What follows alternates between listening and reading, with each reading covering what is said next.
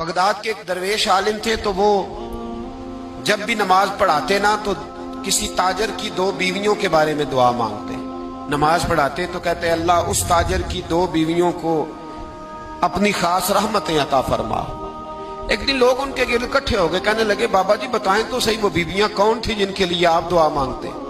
तो फरमाने लगे मेरे शहर का एक ताजर था, बहुत बड़ा ताजर था, मालदार था पर बे औलाद था।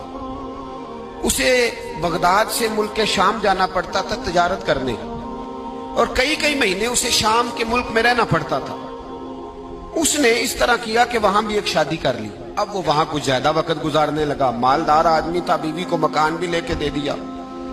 अब वो जरा देर से आता वापिस, और जब आता भी तो उसके वो वाले अंदाज ना होते जो पहले हुआ करते थे। अब बीवी से बड़ा जासूस भी कोई नहीं होता, उसको तो पहले पता चल जाता है कि माजरा क्या है, उसे बड़ी खबर होती है। वो कहने लगी अब के जब आता जाता है तो इसके हालात कुछ बदले बदले से हैं, माहौल कुछ और है। उसने एक बूढ़ा आदमी जो उसका अजीज भी था और समझदार भी था उसको तैयार किया। कहने लगी अब के जब मुल्क के शाम जाए ना तो इसका पीछा करना और खबर करना कि कहाँ रहता है, कहाँ जाता है, क्या करता है।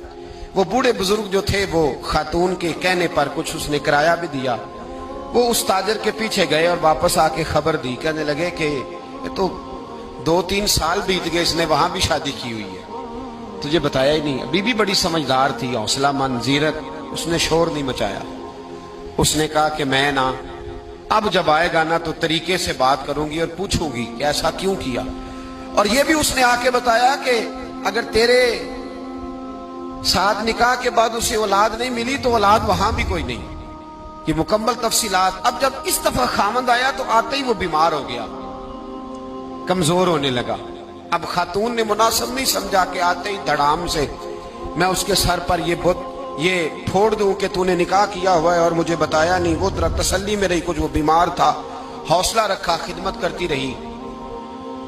कुछ दिन गुजरे तो वो ताजर इंतकाल कर गया, फौत हो गया। अब राज खुल न सका, इद्दत गुजारी, और जब सारा माल जमा किया ना तो अशरफियों की बोरियां भर गई। सारा माल उस बीबी का, 4 बोरियों में अशरफियां, 4। यहां तो पेट का दोजख है, माज अल्लाह भरता ही नहीं। हल मिन मजीद, हल मिन मजीद। वो जो कहते थे ना कि बस बाहर चला जाऊं और बाहर मैं कुछ थोड़े से पैसे कमा के 2-3 साल में लौट आऊंगा, फिर यहां आके कोई कारोबार करूंगा, वो गए हैं तो वापिस नहीं आए। वो जो कहते थे ना बस मैंने इतना सा कारोबार करना है कि मकान बन जाए, उन्होंने 4 मकान भी बना लिए हैं, लेकिन ब्रेक हल में मजीद की दौड़ है। अब 4 बोरियां उस औरत ने छुपाए रखी। कोई बंदा नहीं जानता बगदाद में कि मुल्क के शाम में ताजर की दूसरी बीवी भी है। जब वो फारिग हुई तो उसने उस बूढ़े जासूस को फिर